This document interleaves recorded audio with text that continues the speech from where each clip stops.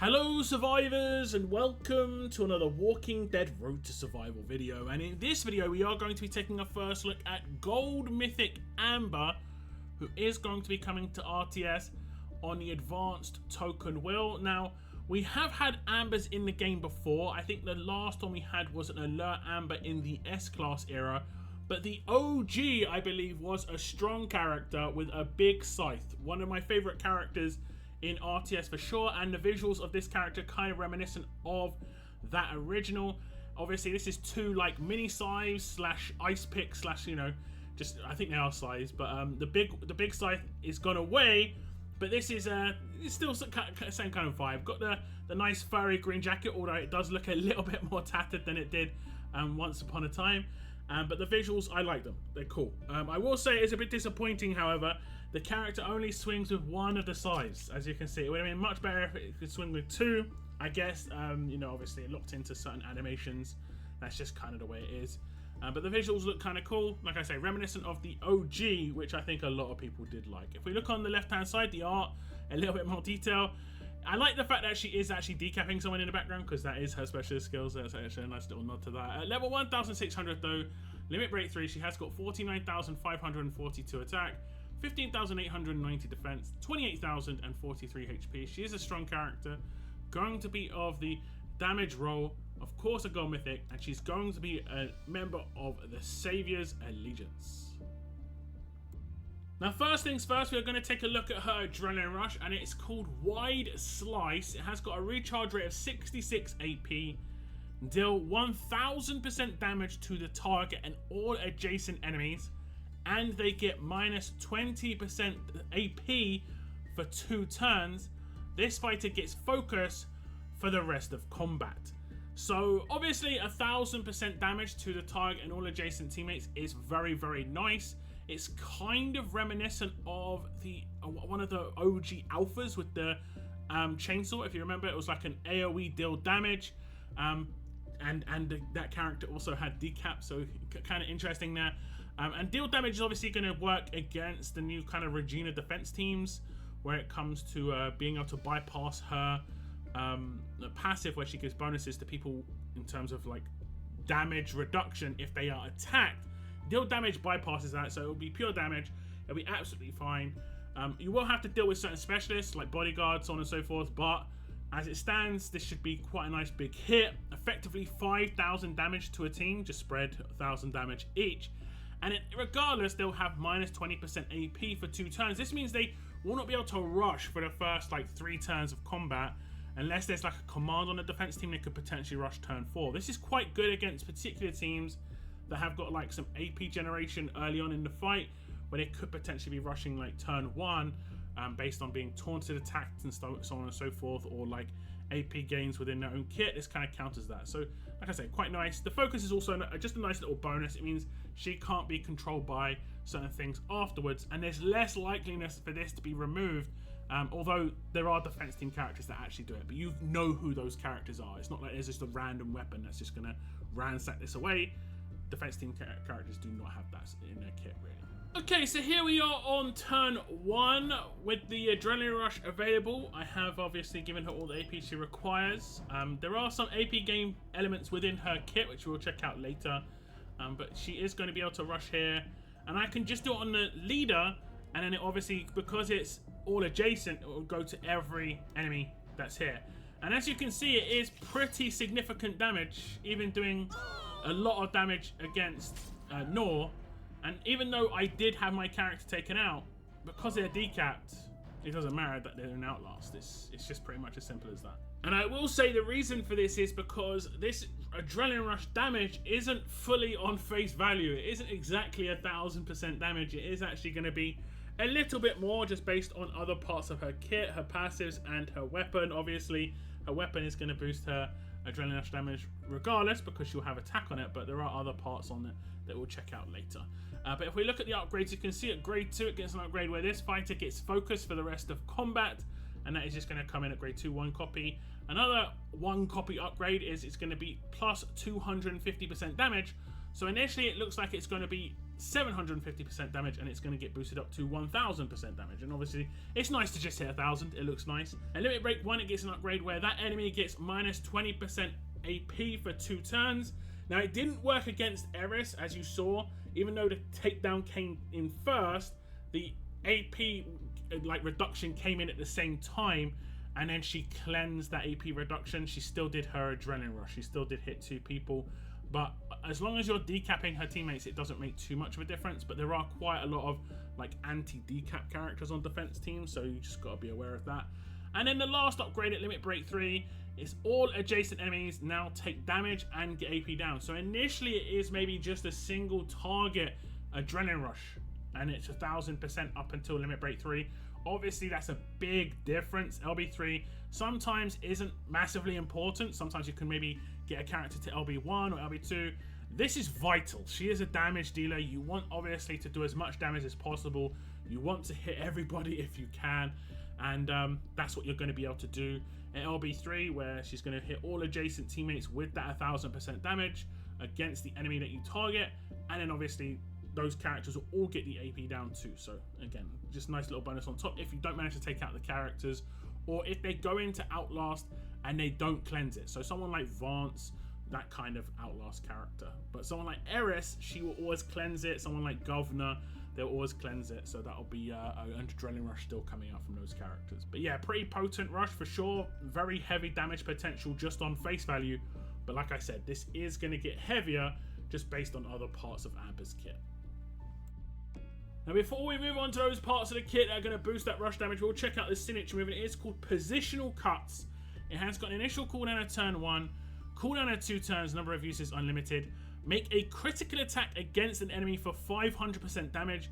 If the target is in the front row, you stun them for 2 turns. If the target is in the back row, you impair them for 2 turns. So there's a bit of a mix. In the rush, you're dealing damage. On the signature move, it is a single target nuke. You can't get the benefits of deal damage off this, obviously, but you will have a guaranteed crit. So that does mean you could potentially build more like attack-based mods and go for a crit multiplier in the bottom left-hand corner on attack set. This is not very generally used, but it would work quite well on Amber. She should get some good amplifiers. 500% damage is good on a crit, guaranteed. It's much higher percentage than like a deal damage, 500% obviously. And obviously if you've got the multiplier in there too, it should be even higher damage. Now the stun and the impairs are kind of nice. I think it's mainly to work against characters that potentially could go into Outlast. I will test this against Eris to see if I can impair her after she actually, cleanses. If this, in this case, it will actually impair or stun her after the case. She is in the front row on the test team I've got, so I can just put, do this and then it'll be stunned.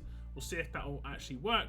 But I'll see if it doesn't. Potentially the impair comes in anyway, but it stops the AP gain initially. Like I said, I'll test this out, but it looks like a pretty decent amount of damage.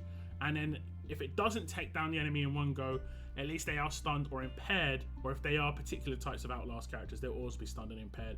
It's just whether it works against the likes of Eris and other cleansers. So as you can see, we have got Eris here on the defense team, this time in the back row. This means she would get impaired by Amber's signature move. I just want to see if it happens before or after her cleanse. Does it block the initial AP gain that she would get if she gets taken out, so on and so forth. Signature move comes in. She does get hit, but she is impaired in this state. So she does gain the AP from the hit, which is kind of normal. If you nuke somebody, they're going to gain their AP. In the Outlast state, they're going to get 100% AP regardless. The cleanse has come in, and then the impair comes in. This would also work with the stun the same way. So if she was in the front row, she would obviously be in the same state where she would be able to rush, and she'd be in Outlast, but she would be stunned. And that's good to see that it counters like this kind of character, and the signature is nice. I will say that she obviously has an absolute defense weapon. This did not happen the first time I tried. You definitely need to team up Amber with someone who has disarm against some of these characters, just because they have 60% plus a lot of the time to actually absolute defense or stop you from being able to do your attack. So you definitely want to have a team up there for sure. Now if we jump straight into the upgrades, you can see at grade 3, which is 1 copy of Amber, you get a plus 200% damage, so it goes from 300% damage up to 500% damage, and it is a guaranteed crit, so it always should do pretty good damage. You can obviously manipulate this with the combat mods, with any kind of modifiers from other characters and weapons. You can get crit multiplier modifiers basically. And at grade 5 it gets plus 1 to stun and impair duration, so initially it's just 1 turn on each. I don't see this as being that big a problem, whether it's 1 turn or 2 turns. It is just nicer if it's 2 turns, but it obviously isn't that big a deal, especially if the character you're taking out is going into Outlast. It doesn't matter if it's 1 turn or 2 turn. They're obviously going to be stunned or impaired in that situation. And then at LB2 we have -1 to starting cooldown, so it goes from a turn 2 starting cooldown down to a turn 1 starting cooldown. I'd say this is quite important, but you would probably already have this character to LB3 if you really wanted to go all out, because the Adrenaline Rush has that nice upgrade at LB3, so this will be covered. And I think this signature move is actually not too bad. It's just a nice nuke. It is a bit of a shame that you are having a deal damage and a non-deal damage on the same character. I personally never like that. I like pure like deal damage on a character or pure crit, just so you can build them nicely with their combat mods. But this is just kind of the way it is. This will take the actual damage roll passive into consideration, so there will be an extra 20% damage because of the attack damage you'll get from the fact that she's a damage roll, which is agility. So it is worth upgrading that. It wouldn't be worth upgrading it for the Adrenaline Rush, but it's going to work here on the signature move. And obviously any crit multiplier you get on her mods, like I said, the bottom left hand corner one seems like a good idea, even if you go for attack set and so on and so forth, just to boost the Adrenaline Rush damage as much as possible. So yeah, this signature move is nice, and I like the fact that it counters an Outlast character, specifically someone like Eris, someone who goes into Outlast but cleanses. That should be nice. Obviously if they have resist, they can resist it, so you just got to be aware. And if you are going to try and counter Amber, just make sure you're putting the character in the right spot. So if you want to impair resist, you put them on the back row. If you want to stun resist, put them on the front row. But it's pretty much as simple as that. But otherwise, it is a nice signature move. Should do pretty hefty damage regardless of who it hits. If it doesn't take them out or they go into Outlast, they will be stunned and they will be impaired, which is obviously decent. Now before we get into Amber's mythic abilities, because Amber is an advanced token wheel character, we are going to be giving away some advanced tokens. We're going to give away 10,000 advanced tokens to one lucky winner. All you have to do is hit like on the video and leave a comment down below. This will enter you in the giveaway for a chance to win those tokens. Best of luck if you enter. Now back to the video. Now here are the mythic abilities of Amber, the passive skills. Of course, she is a damage roll character, so she is going to have agility, where she's going to have a 20% increase in basic attack damage. This is only going to work on those basic attacks, and her signature move, her Adrenaline Rush, cannot take advantage of this. So obviously if you are short on military supplies and resources, this could be the last one you want to upgrade. Obviously you can decide when you see the others.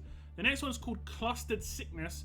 Before this fighter performs their Adrenaline Rush, the target and all adjacent enemies get 100% heal reduction for 2 turns. Now, you might see this as being quite strange because she has got decap. This isn't really going to do anything if you take out a character, because they'll be decapped. However, if you don't take them out, they will not be able to heal up. This is actually pretty important and pretty cool, and that's a pretty significant amount of damage she's going to do with that Adrenaline Rush, and going to be able to block that very, very nicely. The next passive is called Last One Standing. At the start of each turn, this fighter gets 10 AP for each dead enemy. So obviously this means that, let's say there's 2 characters that have been taken out and it comes to Amber's turn, she'll get 20 flat AP, which is quite a lot. It's almost 33% of her Adrenaline Rush cost. So if you have any other AP manipulators in the team, she has the potential to gain her Adrenaline Rush quite quickly. Now the last passive is the really juicy one. It's Fleet of Foot. At the start of each wave, this fighter gets 100% AP. This means that you start the fight with the Adrenaline Rush just ready, which is obviously really powerful. It is very heavy hitting, and like I said, there will be some modifiers in the weapon, which we'll check later. But basically this means that she's going to be able to lay down the 1000% damage to the selected target plus all adjacent enemies straight away in the fight. Any decaps that come in and without any resistances on the defense team, they will be down for the rest of the fight. If it doesn't take out the characters, they'll have 100% heal reduction, and then they'll also have the AP reduction because the Adrenaline Rush does, percentage AP reduction too. Very nice indeed for sure. And this is what you want. You want to get that adrenaline rush as early as possible off, and this passive enables you to do it straight away. Okay, so here we are off of turn 1 against a Regina team, and obviously the damage reduction that a Regina team normally has. One of the things that you will have problems with Amber are defense buffs, and if you can see, the top line of characters do have some defense buffs. You've got 40% defense on both of them. It doesn't seem like a lot, but it is massive damage negation. And I will say that obviously deal damage, you want to try and get rid of that as much as possible. Team ups with cheese characters could be kind of good. For instance, there was a character once upon a time in Mia who could do defense down to the entire team off of turn 1. So they could do a team up and she could defense down everybody, then you could nuke with Amber. There's definitely options. We'll just do Adrenaline Rush against the central character, and you can see the kind of damage output it does against the lack of damage reduction that these characters have. This is not too bad. This is not too bad when it comes to characters that would normally have, I think it's like 50% damage reduction from damage taken. Remember, we haven't got any massive multipliers on Amber. We haven't got her surrounded by 1535s. We haven't even got a weapon in the leader's hand. So definitely can get boosted damage off of this. It is just a base defense. It's just to give you an idea of how it bypasses that damage reduction that would normally come in. We do see characters getting taken out, damage coming in, and characters now have 100% heal reduction, so they can't even get healed up if there was a potential healer in the team, which is obviously quite nice for you. And it could be nice on certain difficult roadmaps, especially the fact that she can adrenaline rush straight away. And like I said, that team up with Mia sounds actually pretty good. And the Mia I'm talking about is this older character. If you kind of forgot about her, if you look at her signature move, you can see up to 5 enemies get defense down block removed, and then she does 25% defense down for 2 turns. So she'll do a little bit of defense down, she'll remove the defense down block, and that'll obviously be pretty decent. The only thing is, past that signature move, she's not going to be too effective, so that's the only thing you've got to be aware of. Now jumping straight into the upgrades on the passive, you can see at grade 1 she gets the first half of Clustered Sickness. Before this fighter performs their Adrenaline Rush, the target and all adjacent enemies get 50% heal reduction for 2 turns. At grade 2 she gets the first half of Agility, 10% increase in basic attack damage, and then at grade 3 she gets the second half of Clustered Sickness, and that is going to be before this fighter performs their Adrenaline Rush, the target and all adjacent enemies get now 100% heal reduction for 2 turns. Moving on to grades 4 and 5. Grade 4 she gets the first half of Last One Standing. At the start of each turn, this fighter gets 5 AP for each dead enemy. And at grade 5 she gets the first half of Fleet of Foot. At the start of each wave, this fighter gets 50% AP. So this is quite good when it comes to the AP gain on Fleet of Foot, just because of the fact that, let's say you didn't manage to get the character to LB3, at least if you got the character to grade 5 and above, you know that with this passive and a signature move, she'll have a turn 2 natural rush. But obviously you try and want to get the turn 1 if you can. And you can get that in the limit breaks. If we look at LB1 upgrade, it'll be another 10% increase to basic attack damage with Agility 2. LB2 comes in, Last One Standing 2 is the result. At the start of each turn, a further 5 AP for each dead enemy, which it would be 10 total, and it's flat AP. Then at LB3, it'll be Fleet of Foot 2, where at the start of each wave, this fighter will now gain 100% AP to be able to do an Adrenaline Rush straight away. Seems pretty good for like a very heavy, quick nuke, and should be good against a lot of different teams. If you think about, Merc teams obviously will just get taken out instantly. Weaker teams will get destroyed, but the stronger teams, as long as you get Amber up and team her up with some nice kind of synergy characters, could do significant amounts of damage for sure. It will obviously depend on your weapons. It will depend on how well geared your entire team is. She's not going to be able to one-shot an entire team when they're really top tier, but she should be able to do reasonably significant amount of damage regardless, and because of the 100% heal reduction, means those characters will stay in that kind of state for a while. You could follow up with other characters' damage. A team up with her and Ruben could be really good, because she could do an Adrenaline Rush just to weaken as many characters as possible, and Ruben could come in, get his follow-up, take down another line, and obviously there's a lot of decaps potentially in there. But these passives seem pretty good, especially just, it's nice to get such a heavy hitting Adrenaline Rush out nice and early. You don't necessarily have to do it, you have got the option of doing a signature move if you would prefer. If you want to take down another enemy first, like someone who's got a problematic specialist skill, or if there's like a human shield that you can't bypass instantly, you might want to just switch up how you're going to do things. It's completely up to you how you want to start the fight. At least it gives you the option, and it's a rare option to just be able to adrenaline rush straight away. Now, of course, Amber has a specialist skill, and you have kind of seen it in action, and it is decap. When this fighter lands the killing blow on a target, that target cannot be revived. There are obviously quite a lot of passives and, you know, specialist skills and so on and so forth that counter this. Decap is definitely not as powerful as it once was, but it still is quite powerful, and the fact that she does have heal reduction in her kit as too, that will block revives on certain characters, or at least healing them up regardless, and she gets that off of turn 1. So it's quite a nice combo between the two, but it is just kind of the way it is when it comes to decap. It's not always going to be able to occur just because of all the really powerful specialists that have come out on defense teams. But it still is one of the better attack team ones because we haven't really got any better new attack team specialist skills recently. Now, Amber, of course, has an attached weapon, and it's Amber's Savage Scythe, and it has 40% attack, a huge bonus to AP when attacking, bonus attack, 150% attack when attacking enemies with less than 50% of their max HP, and then the last, it has superior rush damage, increases rush damage by 50%. So this just looks like quite an easy upgrade weapon. You just go with 3 times 5% upgrades and you've got a maxed out weapon, nice and easy. The third slot's going to help with her basic attacks and her signature move, and obviously the fourth slot's going to help with that adrenaline rush. That's why I said that adrenaline rush is kind of deceptive in the amount of damage it's going to do, because you're going to get a 50% increase with this fourth slot, which is actually significant. 1,000% effectively gets boosted up to 1,500% AOE. Then you've got all the other buffs coming in that like improve 1535s around her, you know, all the mods, so on and so forth. You can definitely get this up. You can also get her in a team where she gets attack buff. She's a strong character. There are some nice strong attacks weapons out there, so there's definitely some decent team ups.